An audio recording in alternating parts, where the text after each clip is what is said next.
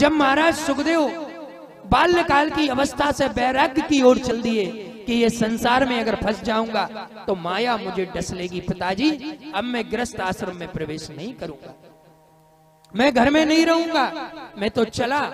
तो जैसे ही उनके शिष्यों ने भगवान के श्लोक गाए, बरहा पीड़म नटभर बपू कर्णयो कर्णिकारम, भगवान के रूप का वर्णन जैसे ही महाराज सुखदेव ने सुना तत्क्षण रुककर खड़े हो गए। सुंदर रूप को कौन नहीं देखता साहब? हम सब अपने आप से पूछ लें, अगर हमें कोई सुंदर छोटा सा बालक दिख जाए या छोटी सी बिटिया दिख जाए या कोई भी दिख जाए तो हम इतना तो बोल देते हैं कि अरे कितना सुंदर लगता है वो, अरे रूप का वर्णन नहीं करते। अगर हम शादी में जाएं, विवाह में जाएं, किसी रिसेप्शन में जाएं और किसी ने कोई अच्छी साड़ी पहन ली तो हम गुलाब जामुन कैसी बनी है ये जरूर भूल जाएंगे, लेकिन साड़ी अब ऐसी खरीदना है ये कभी नहीं भूलते। अच्छी चीज हमेशा व्यक्ति को पसंद आ जाती है। तो ये तो भगवान के रूप की चर्चा है। शांताकारम भुजगशयनम पद्मनाभम सुरेशम विश्वाधारम गगन सदृश्यम मेघ वर्णम शुभांगम लक्ष्मी कांतम कमल नयनम योग विद्यानगम्यम वंदे विष्णुम भवहरम सर्वलोकैकनाथम। ऐसा भगवान का दिव्याति दिव्य रूप है। अब जब भगवान का ऐसा रूप महाराज जनक के सामने आया तो महाराज जनक भी देखकर चकित रह गए। महाराज जनक सोचने लगे कि ये कौशिक कुमार विश्वामित्र जी के साथ ये नन्हे से बालक कहां से? मन में कह रहे हैं प्रेम मगन मनु जान नृप कर विवेक धरि धीर बोलऊ मुनि पद नाय सिरो गद गद गिरा गंभीर। अब मन में रहा नहीं जा रहा था, हाथ जोड़ लिए, प्रभु मेरा विवेक ये कहता है कि ये बालक ऋषि कुमार तो नहीं है, इनके रूप को देखकर ऐसा लगता है ये कोई क्षत्रिय कुमार है, ये मुनि कुल के तिलक तो नहीं है, ये तो नृप कुल के बालक लगते हैं। कयऊ नाथ सुंदर दऊ बालक मुनि कुल तिलक की नृप कुल पालक, ये कौन है प्रभु? तो महाराज विश्वामित्र मुस्कुराते हैं और कहते हैं ये कौन है? ब्रह्म गुने गम नेति कहि बाबा धरती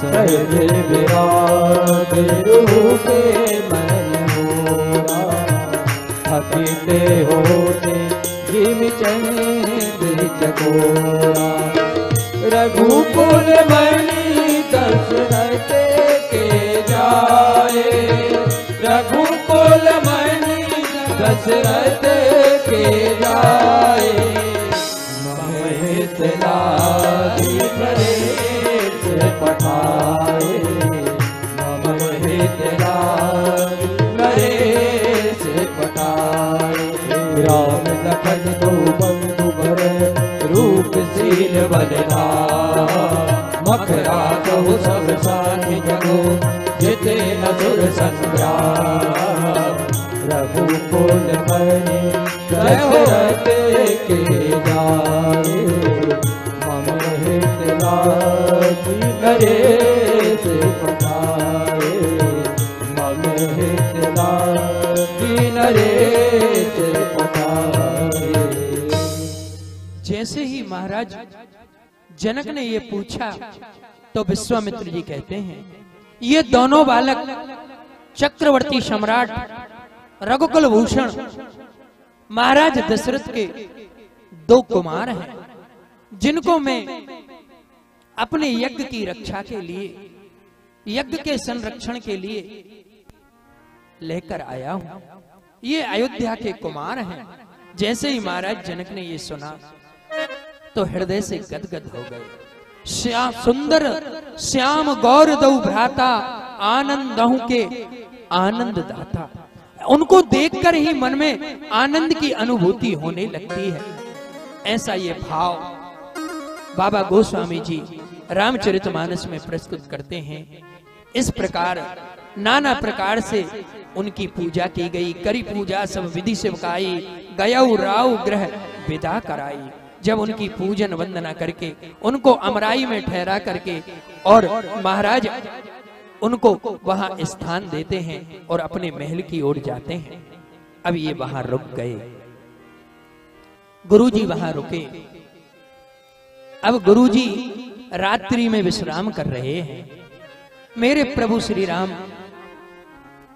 गुरुजी के चरणों को दबा रहे हैं। मन ही मन लखन सोच रहे हैं, देखो तो हम तो बड़े हुए और आ गए, और आज इस मिथिला की सुंदरता को देखकर तो ऐसा लगता होगा कि ये जनक की जनकपुरी बड़ी सुंदर दिख रही है। क्यों ना इस मिथिला को एक बार घूम लिया जाए। इसकी शोभा बड़ी अद्भुत है, लेकिन ये दोनों के मन में ये भाव है कि मन में कुछ बात प्रकट तो हो रही है, इच्छा तो है, लेकिन गुरुजी से कैसे अनुमति ली जाए, और बगैर अनुमति के हम यहां से जा नहीं सकते। क्यों? क्योंकि माता का आदेश है, पिता का वचन है कि बेटे तुम गुरु विश्वामित्र के साथ जा रहे हो, तुमको गुरु का हर वचन का निर्वाहन करना है बेटा। कभी उनका अनादर ना हो जाए, कभी उनका अपमान ना हो जाए। बेटा भूल कर भी उनके बगैर कहे कोई कार्य मत करना, क्योंकि जीवन में गुरु ही ऐसी शक्ति है जो हमें संपूर्ण संतापों से बचा सकती है। बेटा राम, कभी गुरु के वचन का अनादर मत करना। आज लखन जनकपुरी देखना चाहते हैं, लेकिन गुरुजी से पूछे तो कौन पूछे। बाबा गोस्वामी जी कहते हैं उनके हृदय में ये लालसा विकसित हो रही है। लखन हृदय लालसा विशेष, लखन हृदय लालसा विशेष, जाई जनक देखहि देखी, जाई जनकपुर आए देखी, जाई जनकपुर आए देखी, प्रभु भय बहुरी मुनि सकुचाई, प्रगट न करहि मनहि मुस्काई, प्रगट न करहि मनहि मुस्काई।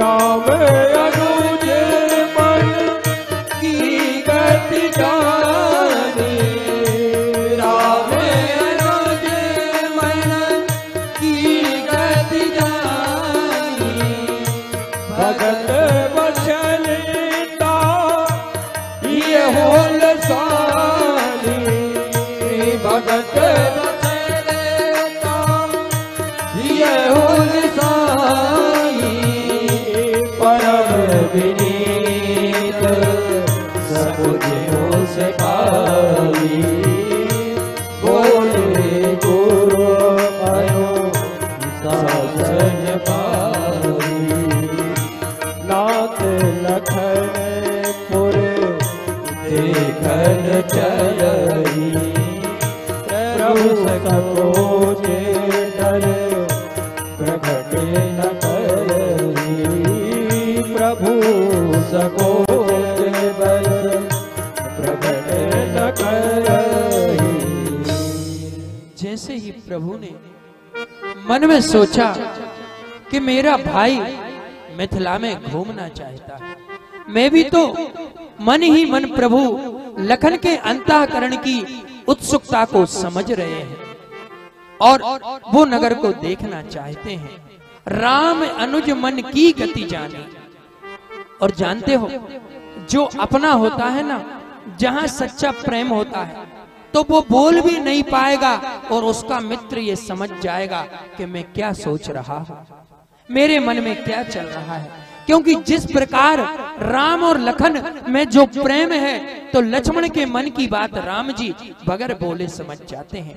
राम अनुज मन की गति जाने, तो मन की गति वो ही व्यक्ति जान पाता है जो मन से उसे स्वीकार करे, जो मन से उसे प्रेम करे। ये मन का संबंध ही आत्मा के तारों को जोड़ कर रखता है, क्योंकि जहीं पर सत्य स्नेह, ये सत्य का जो संबंध होता है ना सब, ये बड़ा अनुपम होता है।